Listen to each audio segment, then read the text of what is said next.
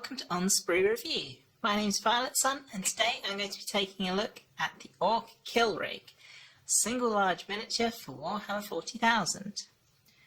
Now, this is by far the biggest box we've had, and as such it's kind of difficult to get it all in the shop at one time. But let's take a closer look at it. Now, starting at the top, we've got the current Warhammer 40,000 logo. Perfectly serviceable Warhammer 40,000 logo. Really nice image of the Ork Kill Rig as painted by the Games Workshop studio team. And a kind of somewhat murky background, but at least there's some interesting texture to it. You know, it's enough to make the box more interesting, but not to confuse you as to what exactly you're getting. And at the very bottom, just some logos, name of the unit, and the fact that it's one big mini. The back of the box is the first mention we get of the alternative build of this miniature, because you can build this as a Hunta Rig as well. And then we have another view of the Kill Rig, showing off a little detail here and there, and some basic information where you can find out about Warhammer 40,000. Now, normally that would be where I end my review of the box, but this box also comes with an inner cardboard piece, which, yeah, is more wasteful, but easily recycled, and for bigger, heavier models like this, I really like these. They definitely help stabilise the box and make it much more solid, and they don't tend to get as crumpled and crushed as this kind of large cardboard box without reinforcement can get a bit squished in, especially in post. So overall, yeah, nice, one very, very large, nice box. Let's have a closer look at the contents. Well, that's a whole lot of stuff. Let's start clearing some of this away. First of all, there's a nice set of water slide transfers. I really like this updated set. There's a lot of cool little markings. Lots of really nice bright symbols as suits a lot of the old clans. Get the pretty huge 170mm long oval base for the model. Also get a 32mm base in case you want to mount the Werboy, the psyker that comes in this kit, separately. Your instruction booklet. And then you've got 3 frames of parts, which is some of which are absolutely huge. The main squig that pulls this is a pretty chunky piece of plastic on its own. Let's have a look at the instructions first of all. Now, it's a large box, and the instruction booklet has been enlarged to fit, which is a good thing. I like the instructions being nice, big, nice, easy to read. Handily, right away, the 2 different versions you can build are nicely colour coded, and it tells you which steps you need to follow depending on which one you want to build. Now, I think if you're a bit crafty and you have some good strong magnets, you could probably magnetise this and make both versions, you know, have one model that you can build, set up as either version, as a lot of these are just kind of the cannons moved here from here, and this one's to here, and the Werboy's a separate piece or up in his little crow's nest on this version. I think you could make it so you could have one model that could be used as either on the table. The instructions are nice and big, nice full colour, really easy to follow. It's quite clear what bits are meant to go where, even from the beginning. This is quite an involved kit, and there's about 110 pieces depending on exactly which version you go for, and there are a few things to note, such as the wheels having a flat bit where the weight's squashing the tyres down. the instructions are pretty good at pointing out where you could possibly go wrong. And because this is quite a big, complicated kit, there are quite a few stages you need to follow to get it built. But this booklet really does take you through it step by step. The team that put this together, I think, did a fantastic job because it is quite a mammoth of a kit. And there's even quite a few Ork boys you need to build as the crew of this vehicle because it's open-topped and all exposed. You get to see all the Orks manning it. And then at the very end you can see the different versions coming together. So the back of this booklet has these cut down unit profiles. The idea of these is that no matter what language you speak, there's just one version of the profile, and so long as you speak Games Workshop stat hieroglyphs, you'll be able to work out some rough rules for this model. I call these rough profiles because they don't have any of the special rules, and these units do have quite a lot of extra rules that just aren't being printed here. So you're going to get an idea of what this unit does on the table, but only in like the very broadest strokes. This style of profiles come in with 9th edition. I do appreciate that these use less paper, which I think is kind of a good thing because normally the rules on the backs of these instructions are out of date by the time the kit's getting in people's hands. But these also don't give you the full rules, so aren't really very useful. Once again, I would rather have painting information on this, as there's not really any painting guide for this model provided. And really, I'd like to see both being a digital thing that you can get from Games Workshop. They're doing very well with doing painting guides on YouTube and such, which most people have access to. I do appreciate not everyone does, but it'd be really nice if some of these unit profiles were more easily accessed for everyone. So overall, I think this is very good. As usual, Games Workshop's done a great job of actually putting together a booklet that allows you to build this quite complicated model without being too difficult to understand. It's a lot of parts, but if you follow this, you shouldn't have a problem of building the model just how it looks on the front. With that looked at, let's start digging into those sprues. I thought I'd start with the real centerpiece of this miniature, which is this enormous squig that pulls along the vehicle. Obviously, there are bigger squigs. The Ork squig off kits from Forge World are absolutely titanic compared to these, but still, this is a very large, very gribbly beastie. I really love the face. I mean, he's hidden behind an iron jaw and extra ramming spike attached to his head, but it's a really gruesome, angry looking orkoid face. And just the whole body, I think they've done a really good job of replicating that kind of large, hairless mammal kind of look, the kind of look that you get on rhinos and elephants and things, with this kind of like big skin folds and just being very, very bulky. And the other side's not an exact mirror, but very, very similar sort of details, but with enough variation, so yeah, it looks nice and natural.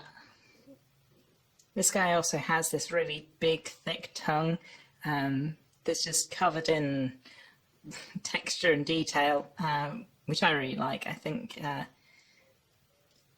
yeah, it looks really gross. The legs for the squig are on a different sprue, but yeah, they've got lots of nice little detail. I do think where the joins are, it's probably going to need a little bit of filling and smoothing to make it look good. That's one of the disadvantages of having models of big organic things. You do kind of have to split them up and then deal with the consequences of, you know, parts joining. Now, of course, whilst the big squig is an important part of this kit, the rig that he's pulling is equally just as important. And the designers have definitely not skimped on the detail here either. There's a lot of texture in all of these pieces. Obviously some areas are built out of sort of cross-hatched tread plate. You've got perforated metal sheet, but even the flat plates have been given this uneven, kind of battered, rusted kind of look, which I quite like. It's good for painters because, you know, if you put any kind of washes or weathering compounds or stuff on this, it's all going to sit in this detail and instantly give you a really nice dirty appearance on this. But because that detail's been moulded in, it's going to be the same on every vehicle. So if you do decide you want both a Hunta Rig and a Kill Rig in your Ork army, they're both going to have the same ramshackleness built into the plastic. Obviously, Ork collectors are known for converting their vehicles quite heavily, so I don't think that's going to be a huge problem for anyone. But it is kind of a double-edged sword if you're going to do this kind of moulded detail. It adds more interest to a single model, but means that it looks a little odd if it's repeated across multiples of the same model. There's quite a few of these big flat platforms for your Ork boys to stand on, and for weapons to be mounted on for this rig. I particularly like this front piece. It almost looks like the Orks have picked out a piece of metal that's been weight relieved so it goes faster. There's even the detail of moulded in weld beads around the front here, something that I don't think I've ever really spotted on a Games Workshop kit before. Obviously they're quite common in historical scale models, but it's interesting to see it built into an Ork kit. And the front of this has this real, almost like Tyranid carapace shape to it, although I think it's meant to be hammered metal rather than something truly organic. But it does give a slightly unique look to this vehicle, even amongst other Ork kits. And there are quite a few other organic looking details, as this kit is part of the kind of beast snaggers faction within the Orks. They're monster hunters, essentially, having these big skulls and pelts with clan symbols cut into the hides really helps add to that look and give some interesting variety to the kit, so it's not all rusty metal and squig. There's some pretty cool technological parts. Although this is hauled by a beast, the beast daggers don't seem to be that averse to technology if it's powering their weapons. And this piece is really cool, just the different levers on the top, and I assume this is some sort of like hydraulic control or something. It's hard to tell with Ork technology, it could be almost anything. But the variety, the different pipes, the different sleeving, there's just so many little details in this to add that ramshackle look, despite it being otherwise quite a simple design of, 3 levers and 3 lines. Now, I have been very positive on this kit so far, and there is a lot of really fine detail, including these steel cables that run along the sides to kind of hold up the tower at the back, which the detail on is really nice. These kind of look like tank tow cables, but one of mine has snapped clean through, which is a bit of a pain because it's quite thin and will be a difficult piece to repair. It's one of these cases where do you have fine detail or do you have robust detail? I would possibly have said this could have been a little thicker and a little stronger, but obviously the one in mine did break, so that will have biased my opinion on this exact piece.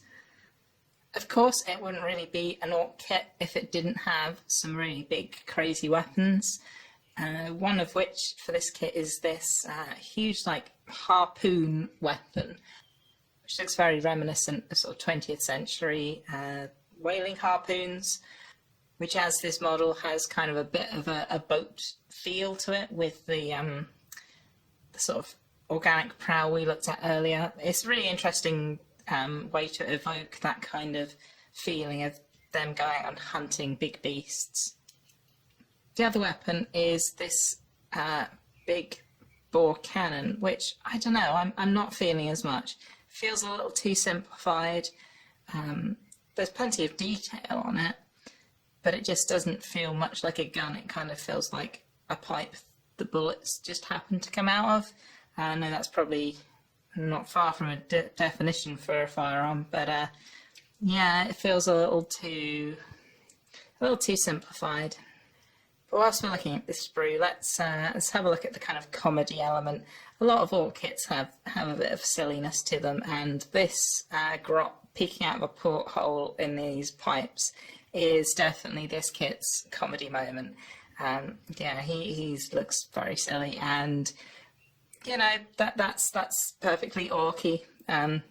Him pulling a funny face out of a porthole. There's some more really nice texture variation on the top plate that the Whirlboy stands on. He's got this nice blanket that's made of some kind of furred hide, and then you got more of the sort of checker step plate.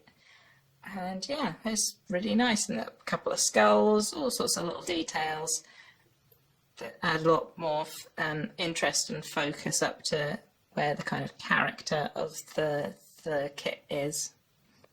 And the Whirlboy also gets this big metal skull, which yeah, I really like the sculpt on. It's got these kind of like flaming eyes with the flames trailing away, and more of that sort of beaten scrap metal texture built into it. Yeah, I think it's a really nice detail piece. Now this large open top model has 5 crew members, which is quite impressive. There's 2 gunners to operate the weapons, the Whirlboy himself, and then 2 guys with sort of hand weapons to help repel boarders or potentially board other vehicles. Obviously there's not quite rules for that in 40k, but you know, with a bit of imagination. And these orcs have got some really nice detail, really good muscle tone, really nicely done fabric, big stompy orc boots. One of them's got a nice bionic leg. Quite a lot of the beast snaggers have bionic parts where they've maybe got a little too close to their quarries, such as this guy who's got a bionic forearm and hand. I think these are really nice inclusion. They definitely add to the atmosphere of the kit. Some earlier orc vehicles where you've got an open top vehicle with just 2 crewmen, like one driving, one manning a gun, feel a bit empty. And whilst you can pose squads being transported in them, sometimes that can look a little clumsy. So it's nice to have some sort of onboard crew to make this vehicle feel a little more alive. And the crew have some really cool looking weapons, like this big grabbing claw. I really like some of the beast snagger weapons. They're a little bit different from what you'd normally find on orcs, but definitely still fit in with that kind of built from scrap, everything's a one-off kind of vibe. Now, I didn't look at every single component on the sprues of this kit, but I don't think it's completely necessary. The quality is really high throughout, and it's frankly a really interesting kit. It's a real departure from previous orc vehicles, whilst evoking the look of big things like the squig, but being considerably more reasonable to build and field on the table. All in all, fantastic kit. Now I know a lot of these were being used because it's quite a powerful unit on the table, but I think it's an interesting thing just to own in your collection, a really nice sort of centerpiece for an orc army. This kit was actually gifted to me a little while ago, and I'm not going to mention who gifted it to me, but if you're watching, thank you very much. I will get around to building it at some point. I have a plan. I want to build it as a kill rig. I want to mess around with it a little bit, change some of the plates around, and just do the orky thing of making it look a little bit different, a little bit ramshackle. I think I might take some of the truck parts and maybe build more of a troop enclosure on this. But I think I'm going to build kind of the core platforms and see where the muse takes me. Have a big pile of parts and just slap it together as I go. I think the Ork range has really improved in recent years. There have been a few waves of releases, and they've all focused on sort of different areas of the Ork army. One of the previous ones having a lot of Ork buggies, which are good for kind of the speed freaks. And then along came the beast snaggers, who are kind of a more feral form of Ork. But all in all, I think it's going really well for the Orks. They may be spread out rather than as one huge range refresh, but I think if Games Workshop keeps this up every couple of years, releasing a couple of stunning new Ork kits, and they're going to be in a really good place very, very soon. If you've already picked up the Hunta Rig and have done something interesting with it, like a big conversion, I would love to hear about it in the comments. Or if you've attempted to magnetise it to give you both options, I'd really love to hear how you attempted that. If you enjoyed this review and want to watch some more, there's already a bunch on my channel. There's also the option to subscribe, which is the easiest way to find out about new videos as they're released. I post updates of my work in progresses most frequently on Twitter, so if you want to see what I'm working on, go and follow me there at Violet Sun Props. A link to that can also be found on my YouTube About section. Thank you very much for watching and happy hobbying.